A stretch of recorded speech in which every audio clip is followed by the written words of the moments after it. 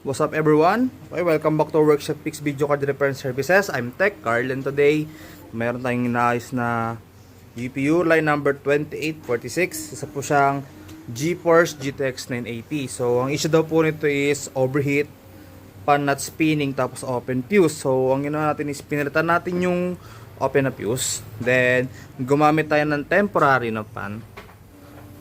Yan, para matest natin kung okay na siya. So far so good naman na po siya. So ngayon running na siya ng stress test for almost 4 hours.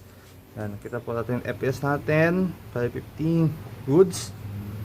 Ayan po, GPU temperature natin is 66 degrees, hotspot is 80, fan speed is 63. And so far so good naman na po siya. Wala na po siyang hindi na po siya no display. And so far so good naman po.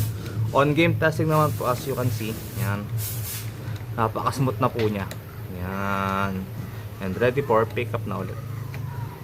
That's it guys. Thank you for watching and see you on the next repair. Bye bye.